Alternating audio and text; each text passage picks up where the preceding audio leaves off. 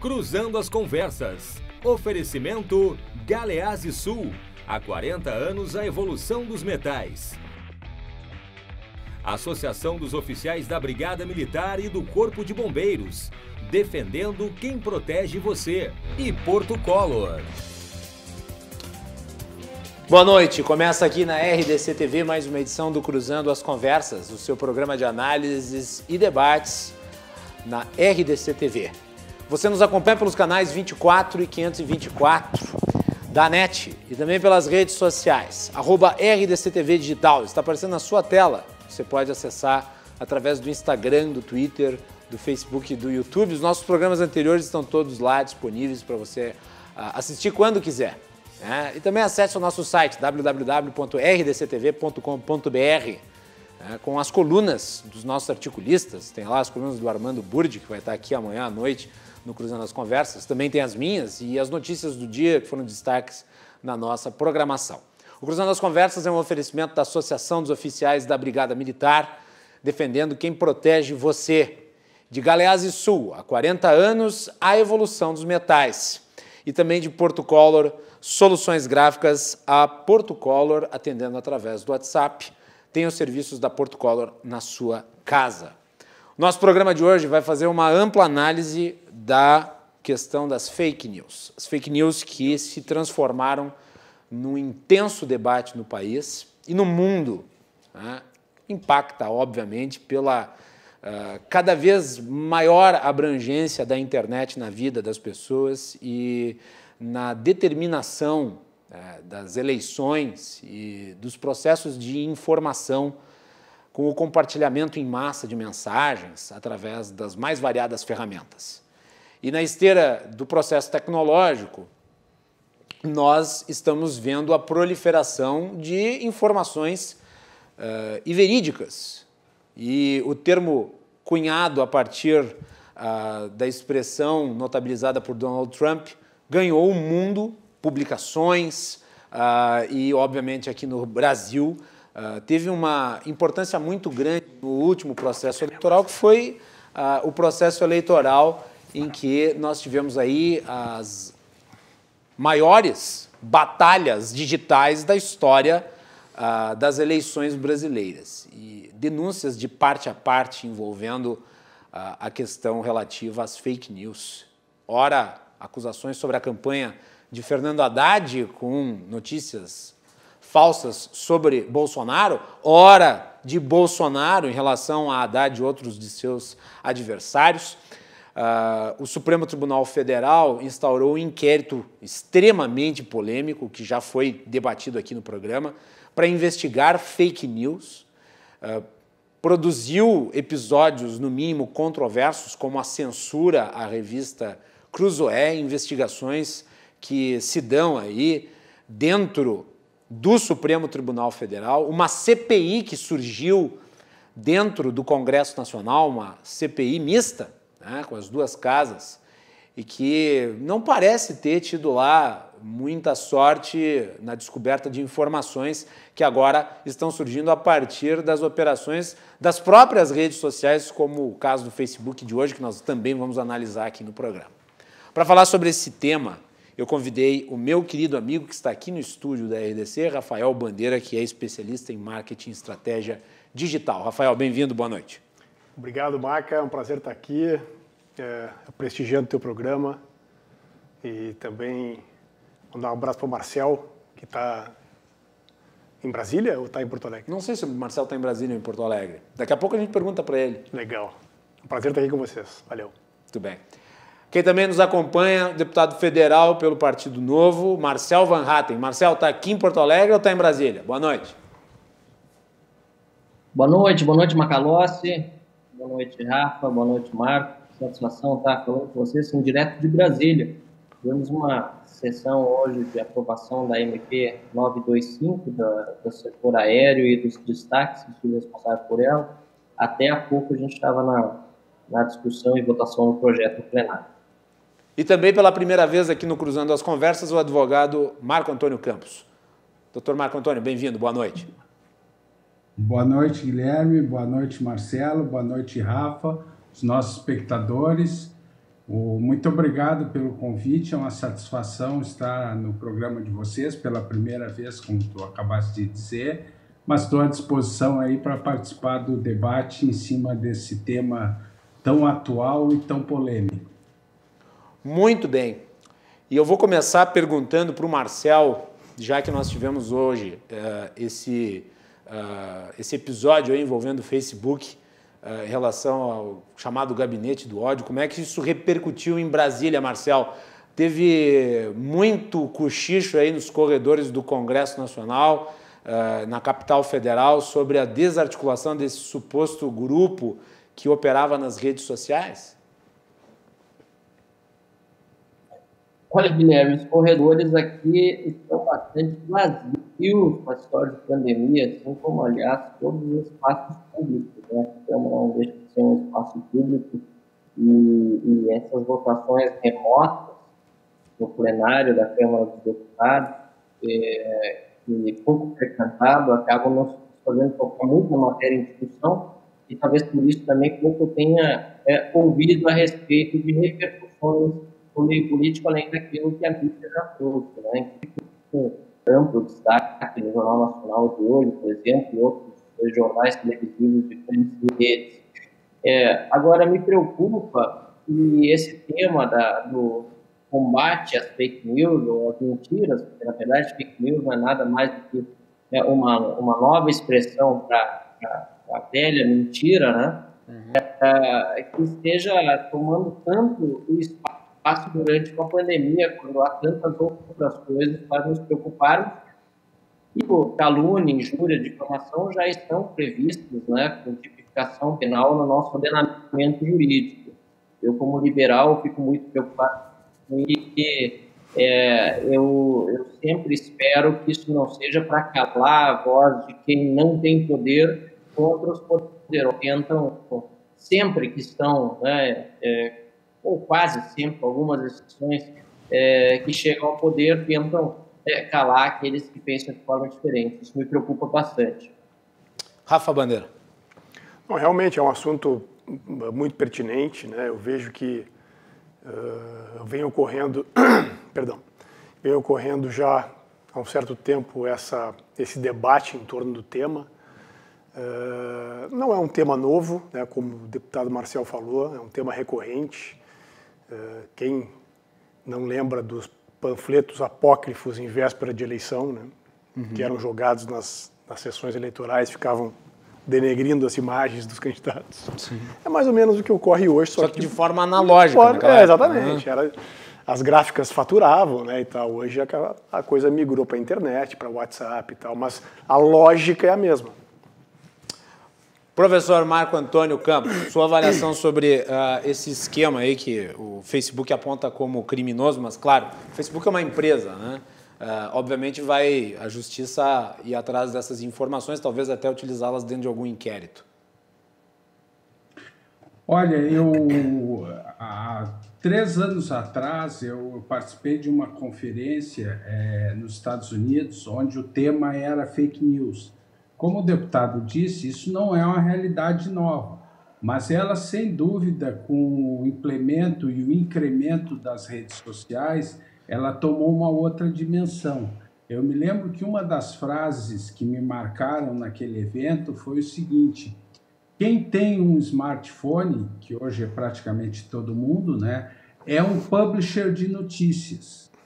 Porque a pessoa coloca uma frase ali, ou seja, no Twitter, no Facebook, no Instagram, em qualquer rede social, ou uma fotografia, ou um filme, e isso imediatamente está no mundo inteiro.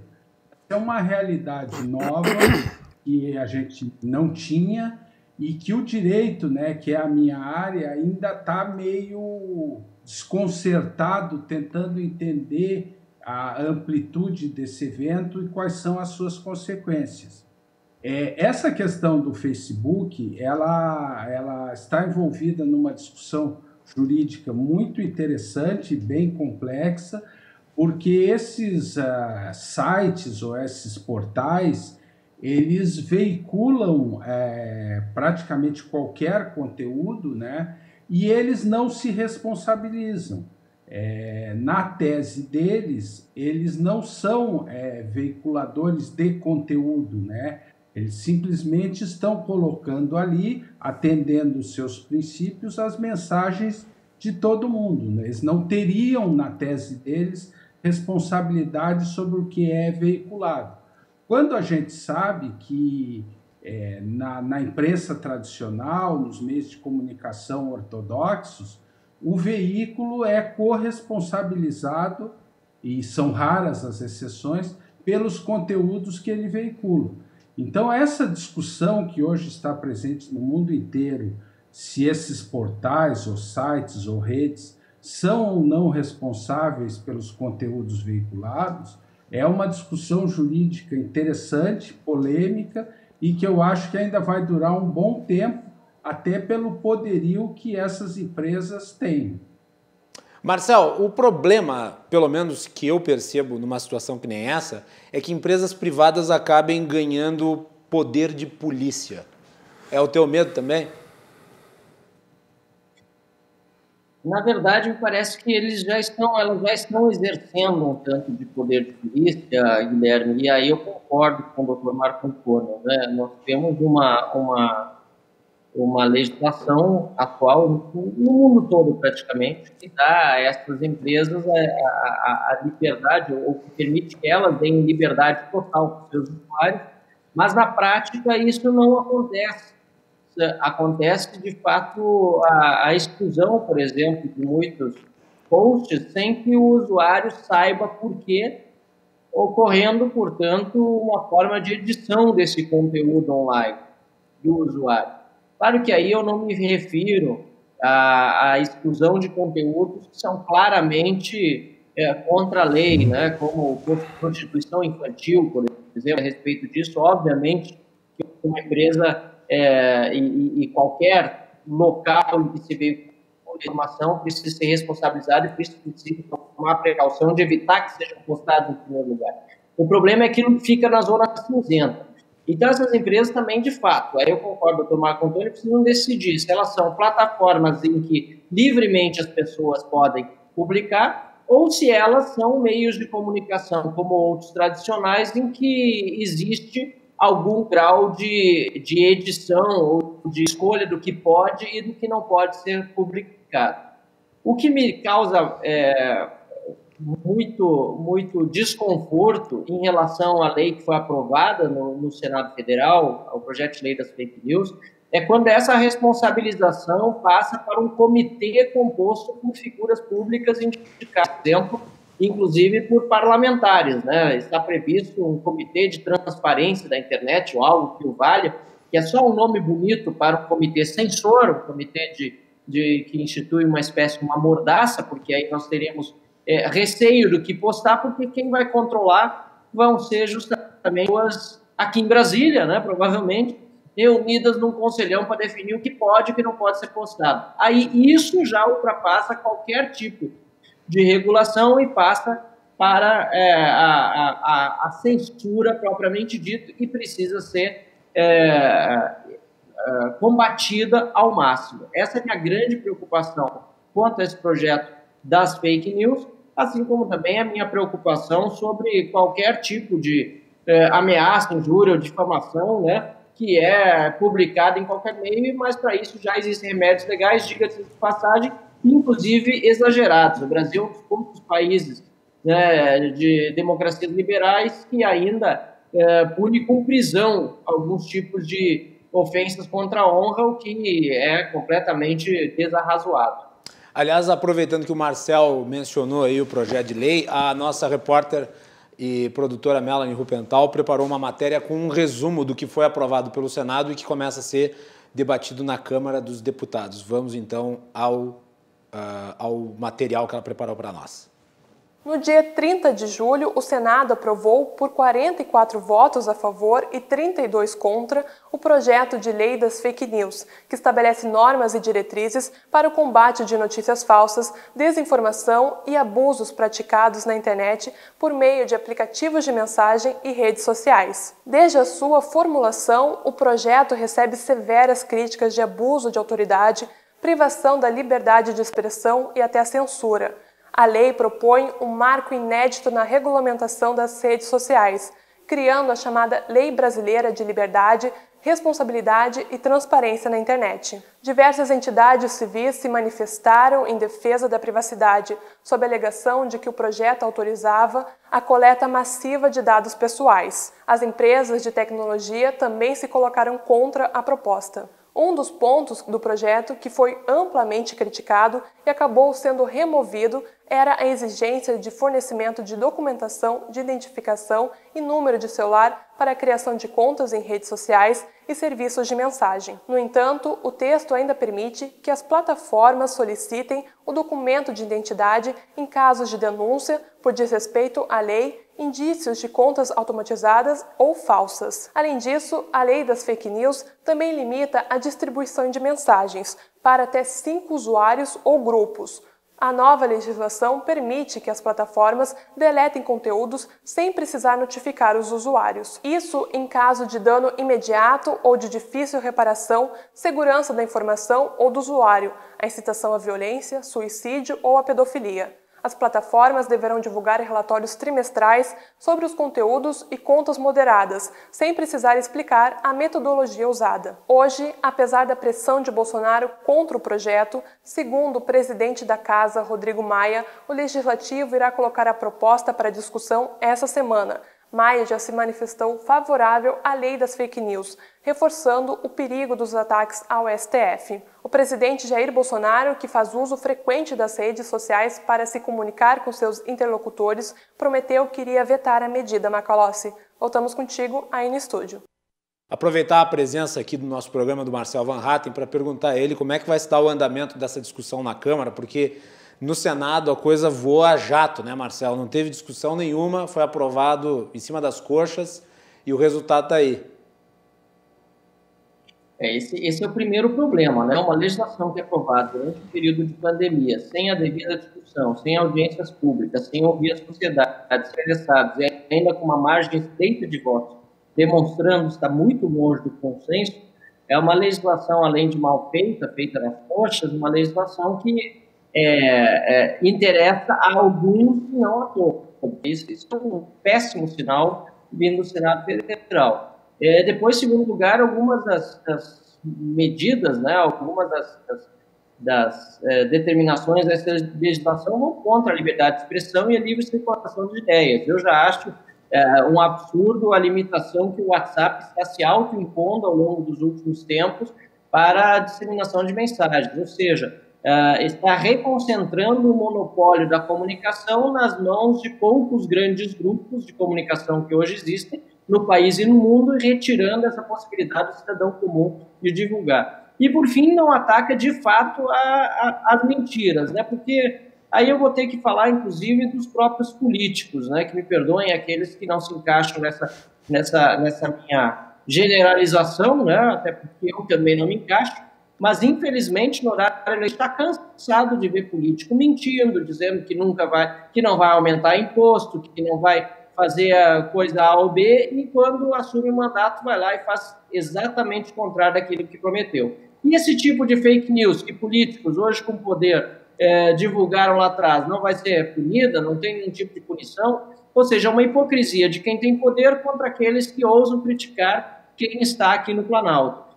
Eu estou temeroso mesmo dessa iniciativa vindo do STF, do Senado Federal, e fico muito preocupado com o andamento também da discussão aqui na Câmara, porque, ao que tudo indica, há uma intenção de votar também aqui durante esse período de pandemia. Nós vamos fazer de tudo para barrar mesmo a discussão desse projeto nesse momento, porque ela é inadequada em virtude de tantas outras prioridades que nós temos, em primeiro lugar, porque dificilmente vamos ter boas audiências públicas com o funcionamento remoto da Câmara nesse momento.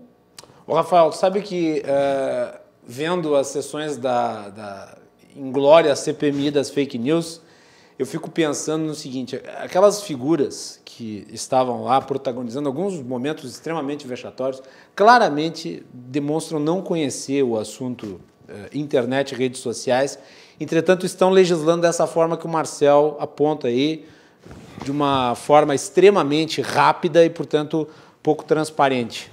Tua avaliação sobre o projeto das fake news? Então, na verdade, eu acho que a gente precisa fazer um leve apanhado histórico aqui para entender um pouco por que chegamos aqui, né? Em primeiro lugar, as redes sociais não foram feitas para política, né? É importante lembrar disso para o telespectador e para quem também está na internet nos assistindo.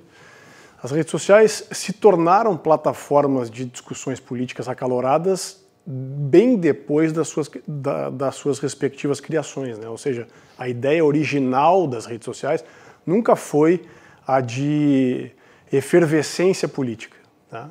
Dito isso, eu diria que o projeto original, tendo se transformado num grande debate mundial em torno de questões políticas, sociais, etc., ele levantou uma série de questões que não haviam sido pensadas na origem.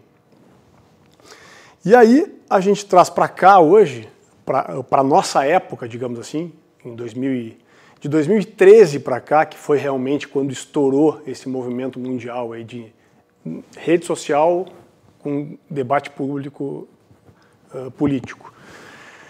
E eu vejo também o seguinte, que talvez, se nós não tivéssemos vendo diversos arroubos de expoentes digitais contra as instituições, e a matéria possivelmente não seria votada a toque de caixa como foi votada. Tu acha que ela está sendo votada dessa forma como uma forma de autoproteção corporativa dos poderes? Não tem a menor dúvida. No caso do Legislativo?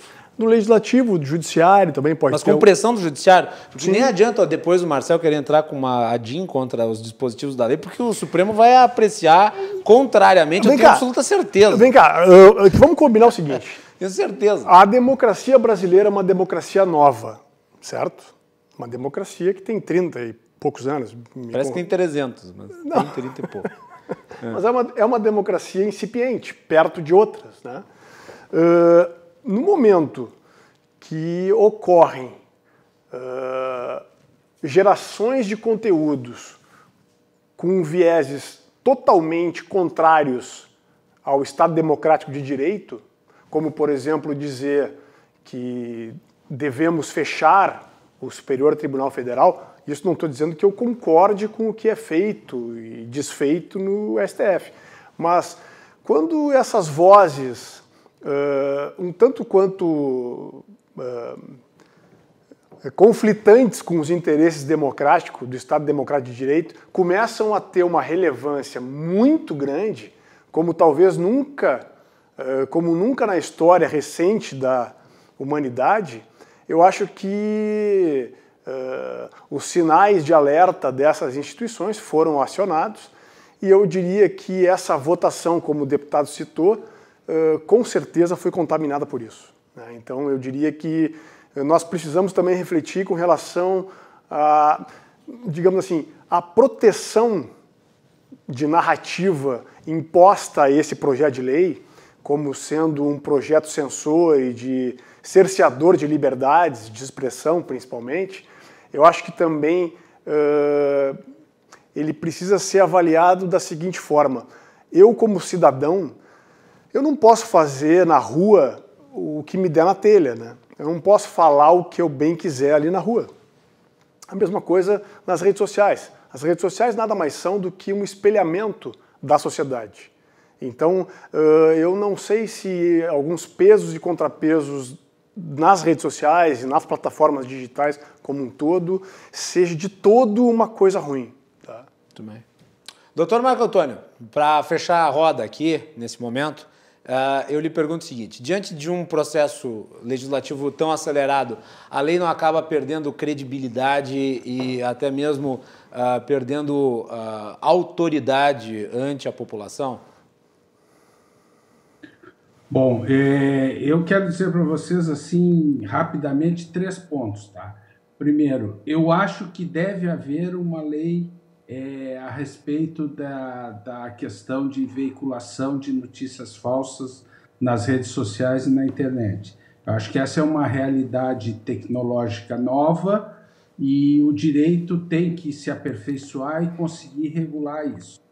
Segundo ponto que o deputado tocou, e eu acho essencial, concordo 100% com ele, é o seguinte: é muito perigoso atribuir a uma comissão, um comitê, a algum grupo, seja qual for, o direito de dizer o que é proibido e o que é permitido. Eu acho que esse poder dentro do nosso sistema constitucional, ele está restrito ao Poder Judiciário, e mesmo assim eu até discordo muitas vezes. Eu acho que no nosso sistema constitucional o que a gente tem é a responsabilização posterior. Nós temos todos os mecanismos legais para quem, como lembrou o deputado, quem cometer calúnia, injúria, difamação, violação da privacidade, fake news, o que seja, ele deve ser cabalmente responsável a posteriori. Por quê? Porque a censura prévia, que na minha opinião é completamente proibida na Constituição Federal, inclusive de parte do Poder Judiciário, muitas vezes a gente vê medidas, principalmente liminares, proibindo previamente a distribuição de alguma notícia. Eu acho que o senhor considera, por exemplo, errado. doutor Marco Antônio, que essa operação de hoje do Facebook se insere nesse tipo de censura prévia, ainda mais partindo de uma empresa privada? Eu acho que sim. Eu concordo mais uma vez com o deputado. Eu acho que, obviamente, há conteúdos claramente criminosos, como de incentivo à pedofilia ou racismo, que a empresa lá, a plataforma, tem todo o direito de vetar. Mas quando ela veta conteúdos onde há uma discussão se são legais ou não, eu acho que isso está fora do poder dela. E eu sempre, quando falo da censura, eu comento duas coisas que eu queria dividir com vocês e com o nosso público espectador, que é o seguinte: a censura, para mim, parece aqueles vilões de filmes de terror classe B, que morre uma vez, aí quando a gente pensa que ele está morto, ele levanta, e aí ele morre a segunda vez, e aí a gente diz, bom, agora acabou o filme, ele levanta e está vivo de novo. A censura sempre volta. E ela volta sempre, isso a gente pode observar ao longo da história, sempre tendo um motivo nobre por trás. É verdade. A proteção da moral e dos bons costumes, dos menores, da paz pública, do que seja. Ela invoca um motivo nobre, que não passa de um pretexto, para cercear a liberdade de expressão, que claramente não é o único, mas é um dos principais esteios do sistema democrático, está totalmente protegido no nosso ambiente constitucional. Então, eu acho que é necessária uma lei para retratar essa nova realidade. Eu quero dizer ainda que eu sou um fã das redes sociais. Eu acho que quem vilaniza as redes sociais está pegando a exceção como regra, porque as redes sociais tiveram um papel extraordinário, tiveram e têm, de democratizar o acesso aos meios de comunicação. E, evidentemente, há muita gente que faz um péssimo uso das redes sociais e deve ser punido, deve ser processado, mas não é a rede social que é o problema, é o mau uso que alguns fazem dela. E acho que essa lei, que na minha opinião é necessária, ela tem que ser muito bem discutida, como, na minha opinião, colocou com absoluta correção o deputado, porque é um tema palpitante, o mundo inteiro está discutindo esse tema, e não vai ser em uma semana, 2, 3, no meio de uma pandemia, que nós vamos conseguir fazer uma legislação tecnicamente correta, respeitando esses princípios, numa questão tão complexa, que eu volto a chamar a atenção, não é fácil regular esse assunto, seja pela sua novidade, seja pela sua complexidade em si mesmo. Marcel, eu queria voltar a esse conselho, que aqui no Brasil nós temos o fetiche do conselho. Na época do governo do PT, eu acho que se criaram uns 5 mil conselhos que só engessavam a gestão pública e, na realidade, produziram mais incompetência e falta de gestão do que o contrário, que era o que eles presumiam que aconteceria. E aqui nós temos esse conselhão orwelliano, né? Foi lá ler 1984, ele está muito bem descrito pelo George Orwell, E me parece que os legisladores ali, o pessoal ali do Senado, escreveu esse trecho da lei imaginando que um representante da Câmara, um representante do Senado, um representante do Conselho Nacional de Justiça, um representante das empresas de telecomunicação, um representante das operadoras, eles todos unidos encontrariam a verdade. Na verdade, iluministas, quase que apóstolos contrários às fake news, que iriam limpar os templos das mentiras difundidas pelos cidadãos comuns e as titias que distribuem aí informações através de inúmeras correntes. Tu achas que dá para remover esse entulho da legislação? Porque é improvável que a legislação caia, mas é possível, na sua avaliação, limpar ela do entulho autoritário que, infelizmente, parece estar permeado dentro do texto? Felizmente, eu entendo que sim. É claro que, nesse momento, eu prefiro que lei nenhuma nesse sentido seja aprovada. Se algo for aprovado em relação ao uso das redes sociais, que nós debatamos bem depois. Mas, se algo for aprovado agora, me parece, felizmente, que a questão do Conselho vai ser retirada, pelo menos é o que eu tenho ouvido dos líderes partidários aqui em Brasília. Apesar, como bem disse o Dr. Marco Antônio, com os fins mais nobres surgem muitas vezes as piores leis. E eu já ouvi também alguns colegas falando em incluir os jornalistas nessa lei. O que você lembrou bem, o governo do PT é o conselhão dos jornalistas que o Lula queria criar lá ainda no primeiro governo, uma lista negra que seria elaborada por burocratas e políticos de Brasília, com os nomes que estariam exatamente no mesmo sentido que a gente vê hoje sendo acusados os usuários de redes sociais, estariam sendo acusados, então, à época, de espalhar também notícias falsas, Era o ano aí de 2005, 2004, 2006, não sei bem o ano. Então, quer dizer, aquilo que já se tentou lá atrás, agora se tenta de novo, contra as redes sociais e com alguns já falando em incluir jornalistas. Tem outro perverso da lei, e foi importante ouvir o Dr. Marco Antônio também, que ele falou sobre responsabilidade a posteriori, que a lei prevê que todas as mensagens que nós enviarmos para 5 destinatários que alcancem a partir de 1.000 pessoas, o que já é muito difícil para uma plataforma conseguir definir quais seriam essas mensagens. Imagina o trabalho que qualquer plataforma, o WhatsApp, vai ter que fazer para descobrir se uma mensagem que você mandou para 5 destinatários chegou a até mais de 1.000 pessoas. Todas essas mensagens de ser armazenadas pelos provedores das redes sociais. Ou seja, essas empresas vão armazenar conversas talvez privadas, conversas que não têm nada de ilegal, porque todos seremos considerados criminosos até que se prove o contrário. E criminosos de delito de opinião. Vamos lá, olha aqui, Marcel, por exemplo. Fica muito difícil de definir. Vamos lá, por exemplo, esse programa aqui é compartilhado pelas redes sociais. E ele facilmente alcança isso que você está falando. Então, quer dizer, o Facebook e o WhatsApp vão ter que armazenar esse programa. Ou textos, ou até mesmo, por exemplo, discursos seus, que tem uma quantidade muito grande de seguidores nas redes sociais, vai se implantar, na realidade, uma tornozeleira eletrônica no internauta. Perfeito. E na verdade, essa medida é completamente inexequível, Mesmo o WhatsApp, que é uma empresa enorme, multinacional, é possível a gente ficar armazenando as conversas totalmente. Não é possível. E se fosse possível, ou se tornarem isso possível, nós vamos viver num estado policial, como, aliás, já acontece em ditaduras. Na ditadura comunista chinesa, lá sim, são utilizadas não sei quantas milhares de pessoas para fazer a censura das mensagens privadas que são trocadas pelo WeChat, que é um aplicativo que é permitido lá. Afinal de contas, o WhatsApp não pode ser usado lá, o Twitter não pode, o Google não pode.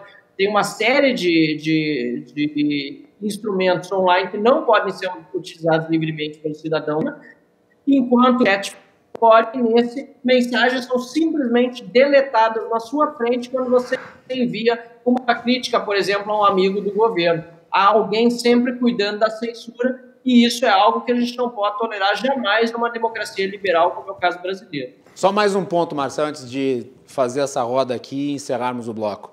As multas também são impraticáveis, quer dizer, multas bilionárias aí, que levariam mesmo grandes empresas, como são essas redes sociais, a fecharem suas portas, né? R$1 bilhão de multa. Mais uma vez, isso aí é simplesmente uma ferramenta de intimidação e de busca de aliciamento dessa celular de quem está no poder. E aí o Rafael Bandeira, que a gente sabe bem, você também, Guilherme, da importância que as redes sociais tiveram nos últimos anos, na última década principalmente, né? No Brasil nem se fala, nós tivemos uma mudança de governo impulsionada em grande parte em virtude das redes sociais, e no mundo todo tem sido assim. Nós precisamos garantir que a liberdade de informação seja plena, que as pessoas possam se expressar livremente, encontrem novos canais, inclusive para um aprimoramento de comunicação hoje existentes e também das instituições. Eu acho que tem muita gente acomodada nas instituições e nos meios de comunicação tradicionais, que durante muitos anos reinaram sem nenhum tipo de muito pouca crítica, com o monopólio do poder aqui no Brasil. Muito tranquilo, está todo mundo aqui em camaradagem, atravessa a STF, atravessa a rua mais uma vez, está no Planalto, mas as críticas do povo brasileiro muitas vezes não chegam aqui. E as redes sociais ajudaram muito isso. Nós precisamos apostar nas redes, na liberdade de expressão como uma fonte de aprimoramento institucional. O ministro do STF não pode ter medo da crítica. Ameaça, ou se for injuriado, difamar, tudo isso já tem remédio legal. E é preciso utilizar o remédio legal para isso. Não fazer um inquérito completamente inconstitucional, como foi feito aqui, à margem da lei, que depois foi por 10-1 tornado constitucional, mas que mesmo todos os ministros íntimos sabem, não seguiu as regras de um Estado de Direito que se preze, quando o mesmo ministro é vítima, acusador, investigador e julgador. Isso não existe no Estado de Direito. Então, nós precisamos encarar a liberdade de expressão e a liberdade de informação como aliados num aprimoramento institucional, ressalvados os excessos, e não atacá-la e tentar com ela, inclusive com essas multas bilionárias que, sinceramente, não tem nem como ser aplicadas. Eu vou fazer o seguinte, eu vou deixar o Dr. Marco Antônio e o Rafael Bandeira para o próximo bloco, e nós já estouramos o tempo do primeiro bloco desse programa, mas eu gostaria de agradecer a participação do Marcel Van Hatten. Eu havia combinado com ele uma participação até por volta das 23 horas, e nós cumprimos os nossos acordos como bons cavalheiros que somos. Marcel, muito obrigado pela sua participação aqui no nosso programa, e espero tê-lo novamente dentro em breve. Com certeza, em breve. Passamos de novo muito frutífera. Parabéns pela qualidade dos seus convidados, debatedores. Rafa Bandeira, um grande amigo meu, o Marco Antônio, estou ouvindo hoje aí também, fazendo uma excelente explanação. Com certeza, com essa circulação de ideias do teu programa, com essa liberdade de expressão que você garante, Guilherme Macalossi, a todos aqueles que te assistem, nós vamos ter uma democracia mais sólida e mais transparente. Muito obrigado. Muito bem. Marcel Van Hatten, direto de Brasília, aqui participando do nosso programa. Nós vamos, obviamente, continuar falando sobre isso na volta do intervalo. Quero ainda ouvir as opiniões do Dr. Marco Antônio Campos e do Rafael Bandeira, que está aqui comigo no estúdio, sobre essa questão envolvendo multas, né, que inviabilizam as empresas. E que pode, obviamente, ser tratado de outra maneira pela legislação, e eu repito, não creio que possa ser removido todo o conteúdo da legislação. Alguma legislação sobrará, mas é necessário lapidar o texto para que os direitos basilares sejam preservados. Nós vamos falar também sobre o inquérito das fake news no próximo bloco, então fiquem conosco, nós já retornamos aqui na RDC TV.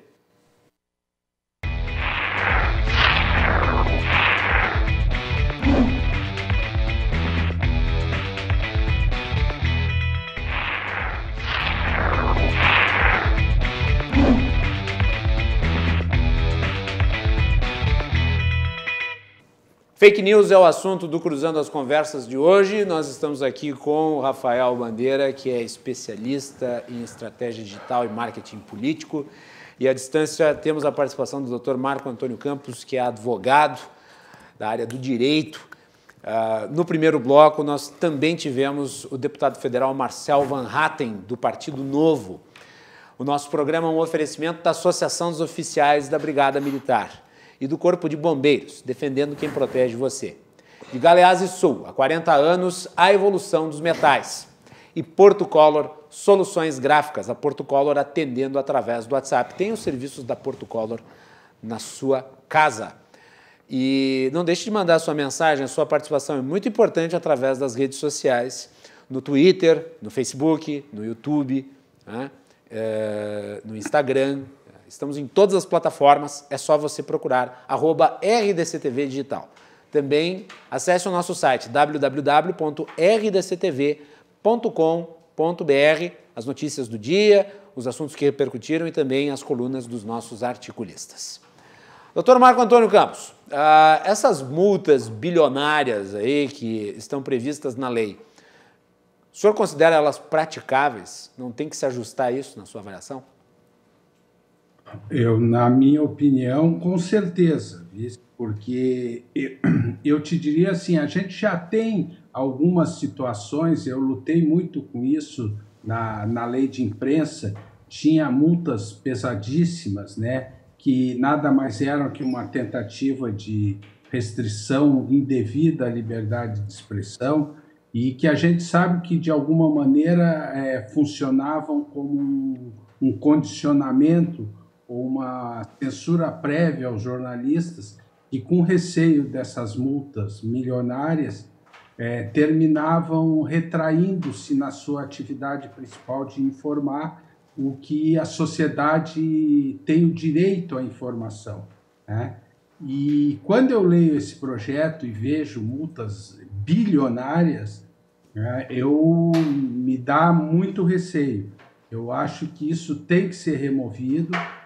De novo, eu acho que tem que se aperfeiçoar os mecanismos de responsabilização para quem distribui uma notícia falsa, seja dolosamente, seja propositadamente, seja culposamente, mas acho que a lei assim discutida muito rapidamente e tendo essas visões tão definitivas e dogmáticas, porque esse assunto hoje está em discussão no mundo inteiro e os legisladores do mundo inteiro estão batendo cabeça, tentando encontrar a melhor maneira de ter uma regulação e de não cair no problema da censura, como o deputado muito bem colocou no primeiro bloco. Então, eu te diria assim, respondendo especificamente a tua pergunta, eu não tenho dúvida em afirmar que essas multas milionárias não trarão nem... Bilionárias, doutor Marco Antônio, bilionárias. Imagina se sai 3 multas dessas. 3 multas. Isso que é a coisa mais natural, uma empresa desse tamanho ser multada por uma ou outra improcedência. Claro. Tomou 3 multas, acabou a empresa, fecha as portas e deu pra bola. Não existe isso. Apesar de olha só, eu sou um defensor, como nos Estados Unidos existe a legislação de multas pesadas quando você descumpre uma legislação. Por exemplo, acho que a Vale do Rio Doce deveria ter sido multada de uma forma muito mais pesada do que foi pela tragédia em Brumadinho. Né? Porque a multa ela tem que ser um instrumento para que você não cometa a improcedência, não cometa a ilegalidade. Agora, você não pode criar uma multa que vá levar ao fechamento da empresa. E é isso que acontece nesse caso. Com certeza. Eu só gostaria de fazer uma pontuação que é o seguinte, na realidade, a responsabilização de quem infringe a meu ver, deve ser sempre posterior e não censura prévia, já há mecanismos na lei, mas a gente tem que entender que a multa ela tem o risco que ela normalmente é estabelecida administrativamente com uma defesa reduzida. A indenização, a responsabilização dos culpados e a consequente condenação a uma indenização depois de seguir todo o processo legal em todas as instâncias, com direito à ampla defesa. Se essa empresa ou pessoa, no final de todo esse procedimento, for considerada culpada, não por um juiz, mas por 1 mais 3 mais os 10, é sinal de que realmente ela cometeu uma infração grave. Mas essa multa, principalmente aplicada administrativamente e com direito à defesa restrito, eu acho uma realidade assustadora e muito contrária a um ambiente democrático e à liberdade de expressão. Rafael Bandeira. Eu diria que essa questão, que esse texto da multa, ele é uma espécie de uma false flag, né? Se colocou lá em cima para baixar um pouco, mas manter uma multa, entendeu? Então eu diria que ele também tem talvez uma semântica profilática aí com relação à sua aplicabilidade na prática, né? Porque assim, a gente não pode também esquecer desse debate, de trazer para esse debate essa questão da campanha mundial aí, que as grandes marcas cancelaram os anúncios nas redes do Facebook, no Instagram, etc. Aquela campanha... Sleeping Giants? Não, o Sleeping Giants começou um movimento de apontar os sites com os Google... Sabe que eu não tenho nada contra o Sleep Giants? Eu vou dizer por quê? Porque boicote é uma coisa privada. Exatamente. Liberal. Exatamente. Tá? Não tenho nada contra o Sleep Giants. Então, é que o Sleep Giants começou a atuar com relação aos Google... que AdWords e AdSense, né? que são o que as grandes marcas, elas compram mídias digitais, né? Em portais, etc. E elas compram a granel, assim, em atacado, em varejo, né? E elas não controlam realmente onde os seus pop-ups, por exemplo, pipocam em todos os sites, né? Isso acaba passando. E como a forma de monetização dessas redes é por veiculação de cada anúncio, eles acabam monetizando sites que não têm, talvez, uma espinha dorsal tão séria assim, né? E aí o Sleep Giants vem para apontar isso e confrontar as marcas com os seus próprios anúncios, entendeu? Claro, perfeito. Agora, voltando ao ponto. Exatamente. Eu lhe desviei, fiz você abrir um parênteses. Mas é a minha função também, né? Isso aí. Vamos lá, para concluir. Então, eu acho que tem esse debate todo, né? Essa questão da multa, ela vem que motivada, né? Inflamada por todo esse debate que está rolando no mundo hoje em torno das campanhas, da campanha Not Hate for Profit, né? Que é a campanha de não se lucrar com o ódio, né? E onde as grandes marcas aí, Adidas, Coca-Cola, enfim, trocentas grandes marcas aí que investiam caminhões de dinheiro no Facebook e deixaram de investir. Né? As fake news, na minha avaliação, trazendo esse elemento para o debate, e eu acho que é um componente cultural que tem que ser analisado, elas têm uma profunda relação. A dificuldade de se combater as fake news é que elas têm, na minha avaliação, uma profunda relação com a psique humana, no sentido de que, né, a disseminação de uma informação ela é baseada em vários critérios, dentre os quais a confiança. Uhum. De quem eu recebo a informação e para quem eu passo. Uhum. Entendeu? Então, no seguinte sentido. Eu sou muito amigo do Rafael, eu mando para ele uma informação errada. O Rafael aceita a informação que eu passei e baseia a credibilidade da informação que lhe foi repassada no fato de ele ser meu amigo. Então, por que eu vou desconfiar do meu amigo? Por que ele estaria mentindo para mim? Esse é o juízo comum das pessoas. Né? E eu vou repassar essa informação, que tem o grau de confiabilidade baseada na minha amizade, para outros amigos meus. E tem um outro aspecto, que é a admissão do erro, que é uma coisa muito complicada de se fazer. Vamos lá, quem está me acompanhando sabe, admitir um erro é uma coisa que exige uma humildade de admitir que foi enganado, que não é qualquer um que consegue fazer. E isso não é um defeito de caráter, isso é até uma prevenção para com a humilhação. As pessoas às vezes não admitem que estão erradas por isso. Então eu recebo uma informação falsa e eu passo ela adiante. Só que a pessoa que recebeu a informação, e eu faço isso frequentemente, eu recebo a informação falsa e eu explico para a pessoa por que a informação é falsa. A pessoa que passou a informação, ela não quer admitir, e eu vou usar a palavra mais forte possível, ela não quer admitir que foi feita de trouxa. Então ela segura a sua crença de que mesmo a informação estando errada, a informação está certa. E ela vai continuar espalhando essa informação adiante.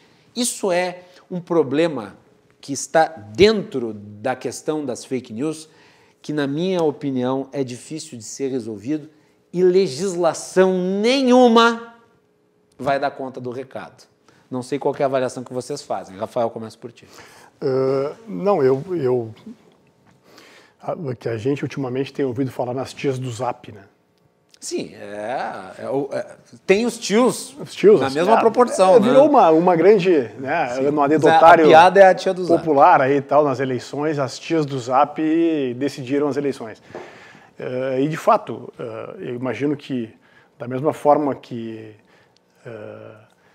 todos conhecemos alguém da família que é um grande compartilhador de informações duvidosas, né? Eu diria que o debate público hoje está contaminado por esse tipo de prática.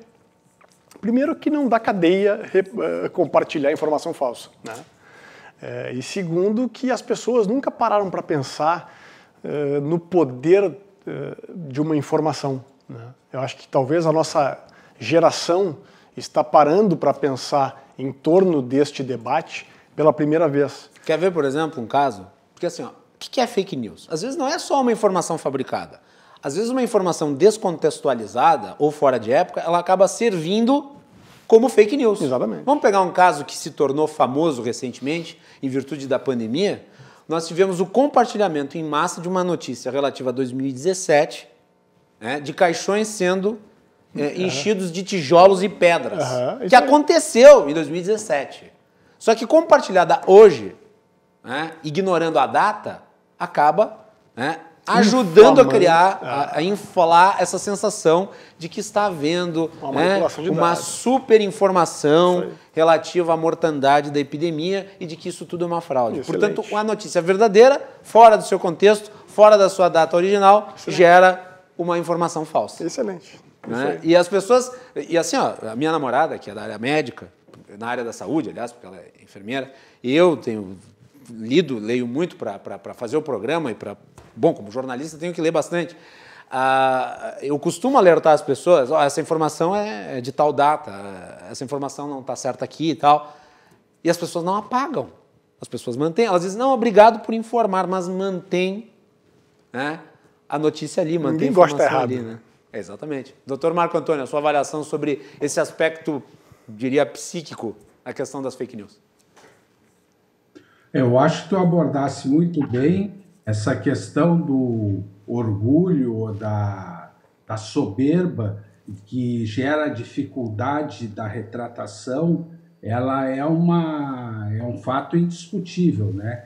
Eu diria até que é uma das características do nosso tempo, né? Todo mundo erra, né? Isso é humano, mas realmente quem tem assim a capacidade de admitir o erro, como tu bem colocaste, eu acho que são muito poucos, são raros. Agora eu queria colocar também para a gente discutir o seguinte: há fake news, algumas de um tamanho ou de uma gravidade e outras de outro. O direito claramente ele seleciona aquela informação que ela é errada, mas que tem um potencial lesivo menor. Vou dar um exemplo. Alguém bota hoje, eu sei de fonte segura que o Inter ou que o Grêmio vendeu tal jogador. E é errado, é falso. O potencial lesivo de uma fake news dessa é incomparavelmente menor do que a pessoa criar deliberadamente uma fake news para dizer, olha, as UTIs de Porto Alegre estão lotadas, para gerar um pânico social no momento de pandemia. São duas realidades juridicamente e socialmente incomparáveis. Por isso eu acho que a discussão do projeto de lei assim rápida e com pouca profundidade, ela cria uma séria possibilidade de a gente ter uma má legislação. Porque é um tema complexo, eu insisto nisso, ele tem muitas nuances, né? se a fake news foi distribuída maliciosamente ou por mero descuido, se foi o que tu dissesse da pessoa irresponsavelmente multiplicou uma notícia, se foi o que o Rafa abordou, que eu achei muito correto, que as pessoas hoje, com a proliferação de sites que cobram assinatura, muitos vão parar em sites irresponsáveis só porque são gratuitos, né? Então, é um tema que tem muitas variantes, muito complexo, e que para a gente chegar a uma legislação razoável, tanto juridicamente como socialmente, eu acho que implicaria uma discussão bem aprofundada e bem demorada. Essa discussão nós estamos vendo no direito do mundo inteiro. E o Brasil está tentando cortar caminho e chegar a uma legislação por um atalho. Então, ele corre o sério risco de fazer uma legislação precipitada e muito imperfeita. Muito bem. Vamos falar sobre o inquérito das fake news, que também é extremamente polêmico. O deputado Marcel Van Hatten mencionou ele ao fim da sua participação, mas em virtude da impossibilidade de ele participar ao longo de toda a edição do programa, nós vamos nos deter a esse tema entre nós três. E uma pena porque, né, o Marcel está em Brasília e tem tratado dessa questão, já falou a respeito do inquérito aqui para o nosso programa, quando tínhamos o plantão coronavírus no lugar do Cruzando as Conversas. A Melanie Rupental fez também um resumo em relação ao inquérito que tramita no Supremo Tribunal Federal. Melanie, a reportagem. Em meio a críticas e controvérsias, o inquérito das fake news tomou corpo e ganhou validação para prosseguir. Iniciado por decisão do presidente do STF, Dias Toffoli, em março de 2019, o inquérito visa apurar ataques à instituição e a seus ministros por notícias falsas, calúnias e ameaças. Com a maioria de 10 votos contra 1, o Supremo Tribunal Federal decidiu pelo prosseguimento do inquérito. Apenas o ministro Marco Aurélio divergiu da ação, afirmando que cabe ao Procurador-Geral da República provocar a instauração do inquérito e que, para ele, o órgão de justiça que julga os réus não pode ser o mesmo que o acusa. Essa crítica tem sido amplamente explorada pelo Palácio do Planalto, especialistas da área e parte da população que tem o mesmo entendimento. Dias Toffoli defende a ação dizendo que a instauração desse inquérito se impôs e se impõe não porque os membros do Supremo querem, mas porque não podem banalizar ataques e ameaças à instituição. A investigação já permitiu que o ministro Alexandre de Moraes tome uma série de decisões, como, nos últimos meses, tornar alvo das investigações e quebrar o sigilo bancário de apoiadores de Bolsonaro. O ministro também chegou a retirar temporariamente do ar uma reportagem com conteúdo negativo para Toffoli no site da revista Cruzoé, que foi considerado censura até por membros do STF. Os advogados dos investigados também reclamam da falta de acesso às apurações que são mantidas em sigilo e, segundo eles, dificulta a defesa. Além da busca e apreensão nas residências dos investigados, contas e redes sociais também foram bloqueadas, acusados de promover e disseminar notícias falsas e contas automatizadas. Os casos mais emblemáticos são dos blogueiros Alan dos Santos, do Terça Livre, da ativista Sarah Winter, que chegou a ser presa, e também do delator do Mensalão, Roberto Jefferson, e o empresário Luciano Hang. Voltamos contigo aí no estúdio, Macalossi. Bela matéria da Melanie Rupental aqui para nós, subsidiando o nosso debate com informações condensadas sobre esse assunto. Vou começar com quem é da área do direito. Doutor Marco Antônio, como é que o senhor vê esse inquérito das fake news tramitando no Supremo Tribunal Federal? A crítica a ele é de que fere o direito do juiz natural, o princípio do juiz natural, de que o Supremo Tribunal acaba juntando as funções de investigador, vítima e de julgador, de que o processo todo foi criado a partir de um ato de ofício. Enfim, existem muitas críticas aí em relação ao conteúdo. Mas, ao mesmo tempo, também, né, é importante apontar que gente que nem Sarah Winter não pratica a liberdade de expressão, comete crimes a partir do momento em que ameaça integrantes da Suprema Corte. E, apesar de haver esse questionamento em relação à origem do inquérito, ao mesmo tempo, uma parte daquilo que está sendo investigado tem razão de ser investigado, apesar de não necessariamente a origem da investigação estar no local adequado. Sua avaliação. Bom, eu acho, Guilherme, o seguinte, primeiro, esse assunto do inquérito, ele juridicamente é um assunto complexo, tá? Ele não é muito simples, por isso às vezes eu vejo alguém dizer assim, não, é indiscutível que é isso. Não, não é tão simples assim. Não. Ele tem argumentos para um lado e para o outro, tá? Por exemplo, esse princípio que quem julga não pode acusar, que é uma realidade no sistema brasileiro, a gente vê em sistemas democráticos do mundo a figura do juiz de instrução, que ele investiga e, de certa forma, participa da acusação e julga. Então, mas não é do sistema brasileiro. É verdade. O judiciário brasileiro, por princípio, e são raras as exceções, e elas estão claramente listadas na legislação, o judiciário brasileiro age provocado. Ele não age de ofício, a não ser nesses casos excepcionais que estão regulados em lei. Então, isso é um lado da questão que eu acho que é ponderável e muita gente vai se inclinar pela ilegalidade do inquérito com base nessas argumentações.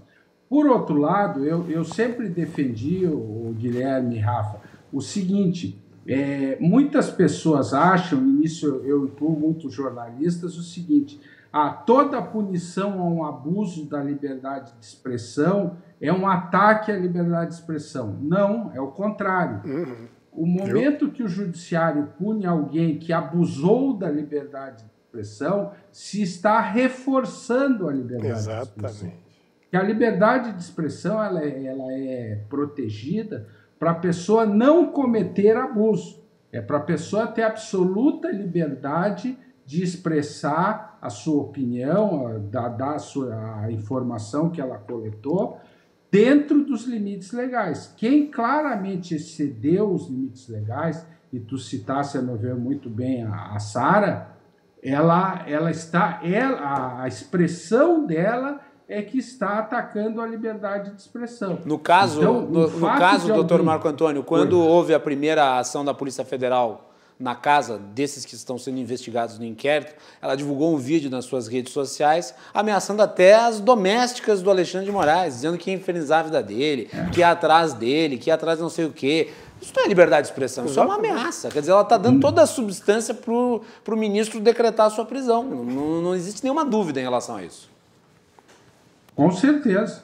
Com certeza. Eu acho que ali, no próprio julgamento do Supremo, lá dos 10-1, foram mencionados tweets e posts em redes sociais absolutamente indefensáveis e até assustadores, né? Aquela história que tinha que estuprar a filha de ministro. Ninguém que defenda a liberdade de expressão e que compreenda o papel essencial da liberdade de expressão na nossa democracia e na nossa Constituição pode defender uma manifestação dessa, né? Porque claramente essa manifestação é até mais do que um abuso, ela é completamente criminosa. Então eu volto a insistir o seguinte, a punição a um abuso, ele reforça a liberdade de expressão, ele não enfraquece. A questão do Supremo, eu acho assim, hoje a gente tem o Supremo Tribunal Federal que muitas vezes coloca nas suas decisões um componente político muito grande. Sim. E isso aí, a partir das paixões políticas, aumenta a polêmica em torno dessas decisões. Mas, na realidade, todos nós temos assim a obrigação de criticar quando achamos que deve ser criticado. A gente faz isso muitas vezes, discordando de uma decisão da Suprema Corte, mas nós temos que reforçar e temos que defender até que melhore a qualidade dos ministros, se evite essas decisões de conteúdo mais político que jurídico, mas nós temos que reforçar a questão da independência, a questão da proteção à Corte Suprema do país.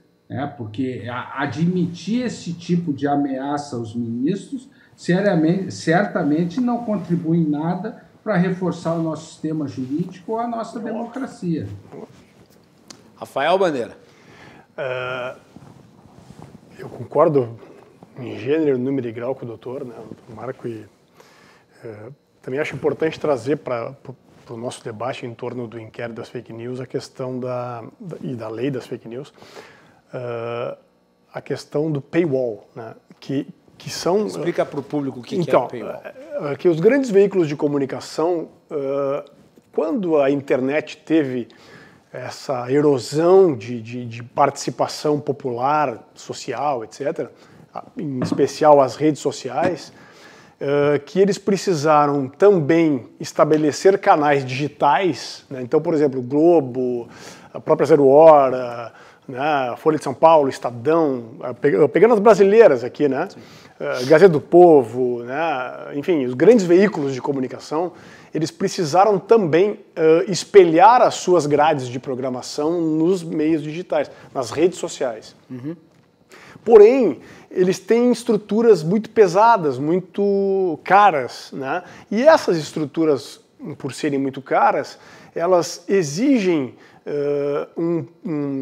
uma espécie de um programa de assinaturas, né, para o internauta, que muitas vezes, que é o que os americanos chamam de paywall, né, que é uma espécie de muro que daqui para lá tu só passa pagando, né, que são esses programas de assinatura, que a maioria das pessoas, até porque a internet tem essa conotação de ser tudo de graça, né? A gente baixa filme de graça, aquela história mais antiga da internet. Não vou pagar para ler isso aí. Exatamente, as pessoas tinham essa cultura e ainda têm, né?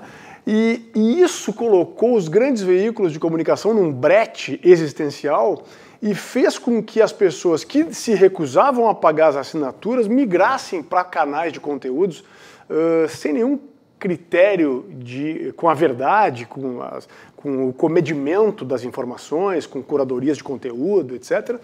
E aí a gente vê hoje, né, canais como Terça Livre, por exemplo, ter uma relevância dentro do debate político do país, muito, na minha avaliação, estimulado por esses sistemas de assinaturas dos grandes veículos que acabam represando a informação mais apurada, né?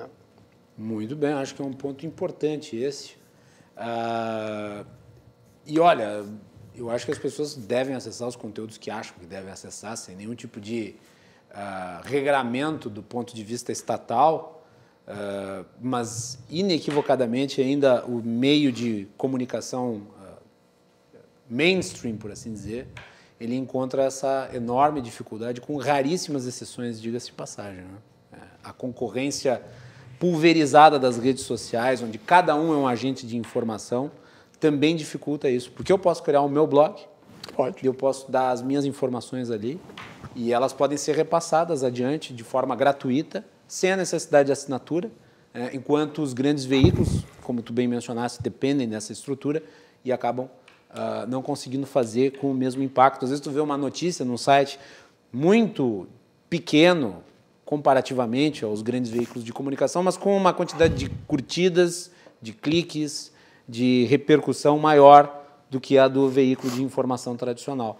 E, aliás, eu acho que esse é um aspecto, claro, tudo que nós estamos vivenciando hoje é muito ruim no país, em virtude da pandemia, mas a pandemia está reabilitando a informação dos veículos tradicionais. Uhum. Né?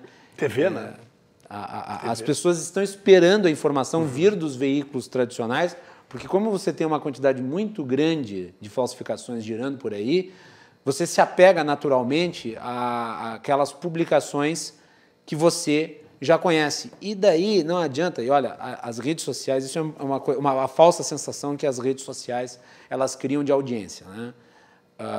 O Terça Livre é um canal que tem uma expressividade muito grande e é frequentemente comparado, por exemplo, em termos absolutos de audiência com, por exemplo, a CNN, que faz também a sua cobertura online, e outros veículos de rádio que mantêm as suas plataformas também nas redes sociais, Jovem Pan, a Rádio Gaúcha, a própria RDC-TV, que tem toda uma estrutura digital, além dos canais. E esses dias eu acompanho o site Teleguiado, que é um dos melhores sites de análise de informação de televisão do país. Meu amigo Leandro Saruba, o editor, ele estava fazendo uma proporção relativa à audiência do jogo do Flamengo, transmitido no YouTube, comparativamente ao quanto isso representaria em termos de audiência de televisão, pontos no Ibope.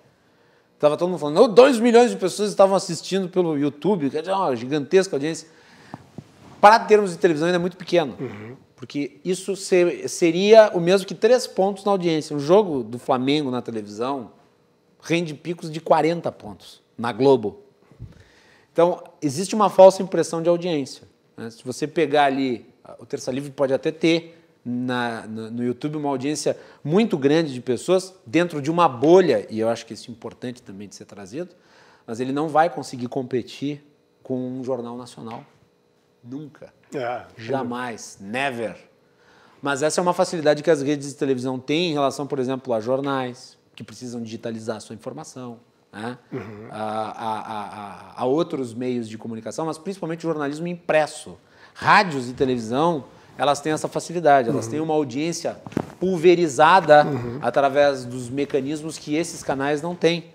Por exemplo, a audiência da Jovem Pan, da Band News, ela não se restringe a quantas pessoas estão vendo no Facebook, no YouTube ou no Twitter. Não, ela tem a audiência do rádio em si, que é ouvido por todo mundo que está no trânsito. Então, imagine só, é muito maior do que a impressão que você tem das redes sociais. Aqui o caso da RDC TV também, nós pegamos no estado inteiro através dos canais, as pessoas assistem através da televisão. E quem gosta, e quem assiste televisão.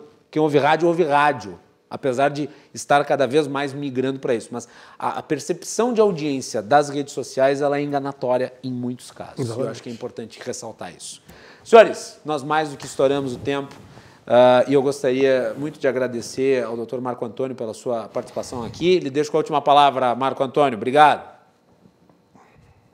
Olha, eu acho que vocês dois acabaram de tocar no outro tema essencial que está inserido nessa questão das fake news, que é o seguinte: a nossa imprensa tradicional, rádio, TV e jornal, no mundo inteiro, está ainda entendendo o fenômeno do avanço tecnológico brutal que a gente atravessa. Veja-se a mídia impressa, né? Eu cito até para agregar isso, os veículos de comunicação tradicionais viviam muito da publicidade tradicional, também foi outra área impactada pela tecnologia de uma forma brutal, né? Então, esse dilema que os veículos de comunicação estão, e o paywall que o Rafa citou, que realmente é um fenômeno indiscutível, também se agregam nisso, empurrando muita gente para esses sites mais alternativos. Eu terminaria dizendo uma coisa, Guilherme, que eu acho assim, a gente precisa, e talvez seja meio utópico, mas criar uma cultura, isso através de educação, né, de que as pessoas chequem as notícias, porque essa coisa de receber uma informação do vizinho, ou da vizinha, ou do primo, ou da prima, e tocar adiante, ela é, na realidade, uma deficiência cultural, que existe no mundo inteiro, existe no mundo inteiro, mas à medida que a gente vai convivendo com as redes sociais e nos educando, todos nós, para entender esse funcionamento, eu acho que isso vai diminuir. Eu fecharia só dizendo o seguinte: para mim, o maior risco de tudo está realmente numa censura à liberdade de expressão. Esse eu acho que é o grande risco que a gente corre nesse assunto. E agradeço o convite, estou sempre à disposição de vocês, e foi um prazer aí conversar contigo, com o Rafa e com o deputado. Rafa, 1 minuto para o encerramento do bloco, a palavra é tua. Obrigado. Legal, muito obrigado, foi um prazer estar aqui novamente, sempre saio mais convicto que somente as ideias podem iluminar a escuridão, né? E penso que a sociedade está num momento de reflexão, né? A pandemia potencializou isso também, né? Eu diria que as pessoas, por estarem mais em casa, né, estão se autocriticando e também criticando tudo que recebem de todos os lados hoje em dia, né? E eu acho que já avançamos muito, mas ainda temos muita coisa a fazer nesse sentido, né? A informação precisa ser mais refinada. Isso não significa, na minha visão, né?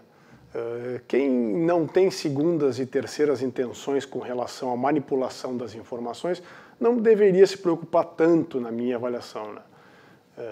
Agora, a coisa também não pode ficar solta de uma forma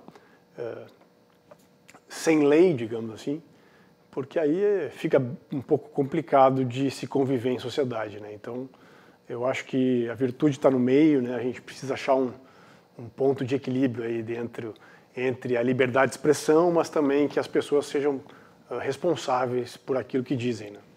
Muito obrigado, boa noite a todos. É isso aí. Marco Antônio Campos, participando à distância. Obrigado, doutor Marco Antônio. Rafael Bandeira, Obrigado. Participando aqui no estúdio conosco. Obrigado, Rafa. Valeu. Nós voltamos no último bloco com a participação de João Carlos Silva, direto de Brasília, os bastidores do poder. Já voltamos.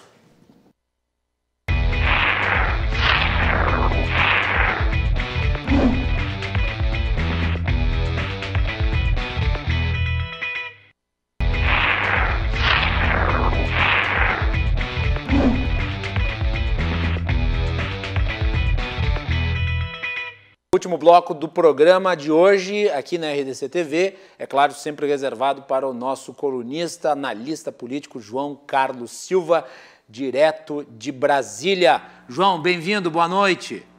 Boa noite, tudo bem? Aqui agora parou de chover. Se chovesse talvez mais... Graças a Deus. Se chovesse mais 5 minutos, nós estaríamos todos debaixo da água. Foi um horror. Pois é, graças a Deus paralisou a chuva. Sim.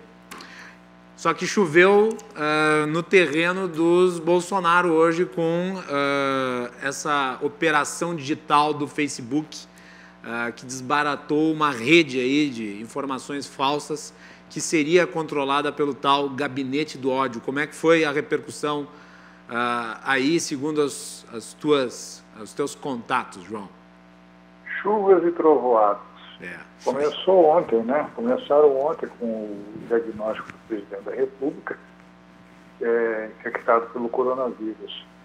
E nós já sabíamos que essa investigação dos fake news, vamos lá, fake news porque é geral, né? Muita gente, foi desbaratado e acabou a investigação caindo, supostamente, num assessor direto do presidente, que foi assessor do vereador Carlos Bolsonaro, como o grande autor dessa confusão toda, né? Agora é o seguinte, o Facebook tirou todo mundo do ar. O deputado federal Otônio de Paula partiu para cima de Alexandre de Moraes, um outro deputado também do Rio de Janeiro, Daniel Silveira, a mesma coisa. Mas agora nós temos que ver as investigações até onde vão e como que vai ser o comportamento desse movimento que se intitulou o Gabinete do Ódio, que causou essa confusão generalizada. Mas uma coisa interessante, os militares não mexeram uma palha no assunto durante todo o dia, não fizeram nenhum tipo de declaração, não fizeram nenhuma postagem, não fizeram absolutamente nada. Até porque eles também foram alvos desse gabinete. Foram alvos, e essa briga, eu disse já ontem, repito hoje, a disputa para o cargo de ministro da Educação está complicado, porque com o presidente da República infectado e em quarentena em casa, em isolamento, o que acontece? As conversas todas sobre quem será o ministro, os nomes, ela paralisou. Por quê? Os militares carimbam o nome, os olavistas e os ideológicos cravam outro nome. Os militares não vão deixar a coisa esticar. Eles vão defender um nome que vai de acordo com o que estão pensando. Na verdade, o que acontece? Acontece que o grupo olavista e o grupo ideológico perde muita força com relação a esse episódio do Gabinete do Ódio, que foi desbaratado e apontado como o suposto idealizador disso tudo, um assessor do presidente.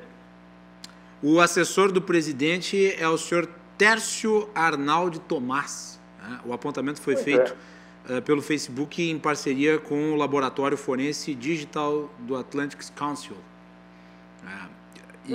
Era bem amplo, né, a rede. Agora, nós estávamos debatendo sobre fake news aqui e, obviamente, as implicações do desbaratamento dessa rede. A CPMI das fake news tem ali vários elementos para explorar, né, João? Muitos elementos, muitos. E o comportamento de ataque ao ministro Alexandre de Moraes não auxilia em nada na questão das investigações. Pioram. Por quê? O presidente inaugurou a sua fase de trazer com todo mundo.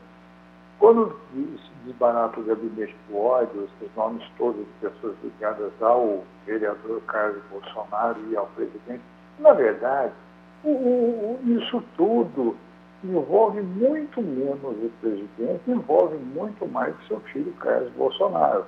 E é a cabeça pensante desse movimento de defesa do governo do pai. Agora, quando você desbarata, você leva a público essas pessoas que fizeram essa movimentação toda, é o que você acabou de dizer. São vários nomes envolvidos. Isso vai dar uma confusão generalizada, pode atingir diretamente o governo, atingindo os filhos do presidente da República. E nós sabemos que a família presidencial atua unida, né? Não existe... Atua muito forte. Os meninos são do barulho. Aliás, tu sabes que eu tenho visto nas redes sociais esse pessoal aí que é ligado aos filhos do presidente se referindo à ala militar como, na verdade, de forma pejorativa, né? Aquele quadro que tinha num programa de humor da TV Record, o Comando Maluco. Comando Maluco, exatamente. Mas veja você, se não fosse a ala militar, os militares no governo, os meninos tinham tomado de assalto o governo, eles desmoronados já tudo, viraram um furacão. Esse furacão que passou no sul aí é bem pior. Na realidade, se não fosse a ala militar do governo, era bem provável que esse governo já não existisse, porque hoje quem segura a relação, quem segura essa relação é o Braga Neto com o Rodrigo Maia. Sim, veja só, quando você emite opiniões e você faz uma defesa contra ou a favor do governo diante do que você pensa, da sua análise, o que você pensa? Os militares que estão no governo, na minha opinião, o que eu acho? Não tem militar bobo. Todo militar é inteligente, capacitado. Os militares que estão no governo do presidente Bolsonaro são de altíssima capacidade técnica e capacidade de desenvoltura. Você vê o vice-presidente da República, o currículo que tem.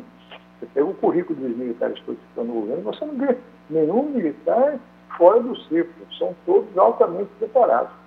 Se eles não estivessem no governo, o presidente Bolsonaro estaria com problemas inimagináveis para se resolver durante seu mandato. E olhe lá se conseguiu terminar o mandato. A ala militar, o general Braga Neto, consciencioso, chamou para conversar os poderes. Ele discute, conversa com todo mundo. É a grande, digamos assim, como dizem alguns parlamentares, é a fonte de inspiração do governo. Porque ele está ali para cuidar do governo, da parte externa do governo e da parte interna, junto aos poderes legislativo, judiciário e o próprio executivo, discutindo com ministros, ações e tal. Então, os militares fazem com que o governo ande, o governo caminhe, sem criar problemas. E se não fosse a ala militar, os meninos tinham tomado conta do governo e feito uma parafernália generalizada. Seria muito ruim para o Brasil. João, o último tema de hoje, falando dos militares, um assunto vai puxando o outro, né? O ministro Luiz Ramos, da Secretaria de Governo, ele publicou uma nota hoje no seu Twitter, dizendo que a imprensa fica maldosamente, de forma vil, imputando a mim uma sórdida campanha contra o nosso ministro Ricardo Salles. Quero reafirmar meu total apoio e apreço ao competente e dedicado ministro do Meio Ambiente, que corajosamente vem enfrentando os ideólogos esquerdistas. O Ricardo Salles ele tem causado problemas aí para a imagem do país, atrapalhado a competentíssima Tereza Cristina, né? E muita gente estava aí atribuindo até aos militares uma desestabilização do ministro. Como é que tu interpreta essa nota lançada pelo ministro Luiz Ramos? São dois ministros que causam problemas, principalmente em setores ligados ao agronegócio do país. É o ministro Salles, do Meio Ambiente, e o ministro das Relações Exteriores.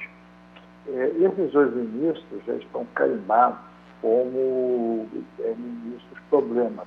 O Legislativo já está pedindo por diversas vezes a saída deles do governo.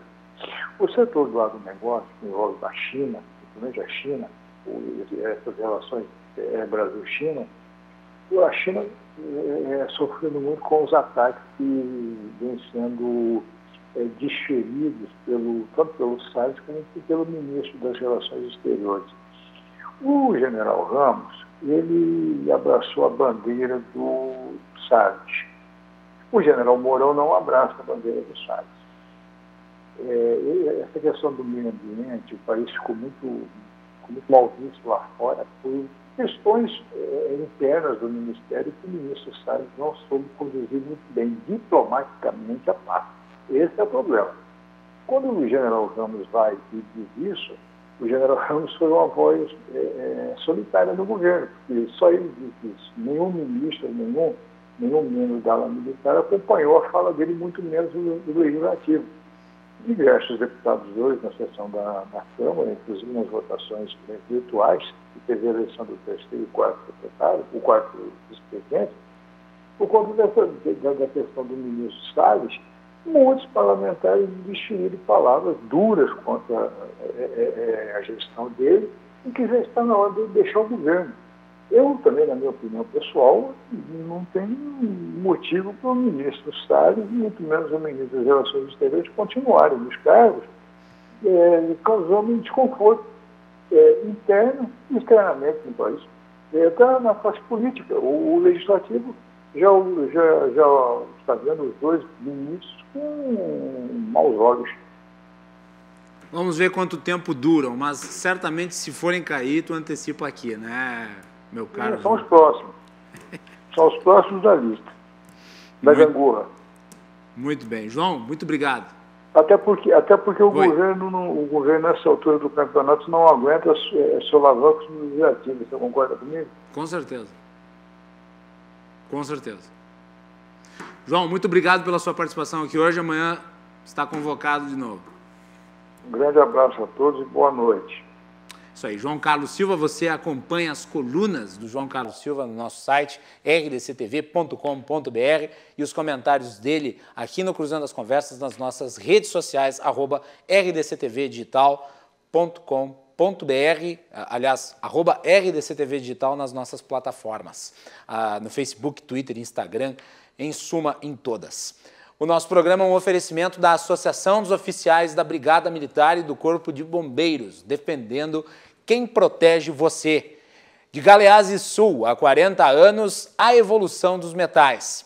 E Porto Color, soluções gráficas. A Porto Color atendendo através do WhatsApp. Tem os serviços da Porto Color na sua casa. Nós voltamos amanhã, às 22h15, para falar sobre infraestrutura no Rio Grande do Sul, nos municípios.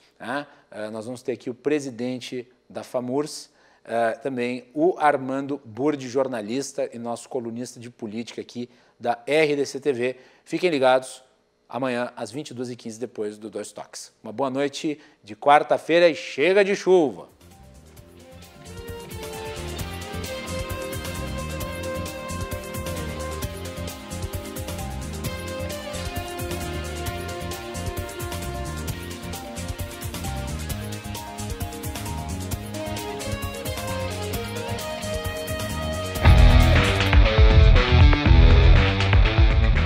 Cruzando as Conversas. Oferecimento Galeazzi Sul. Há 40 anos a evolução dos metais. Associação dos Oficiais da Brigada Militar e do Corpo de Bombeiros. Defendendo quem protege você. E Porto Color.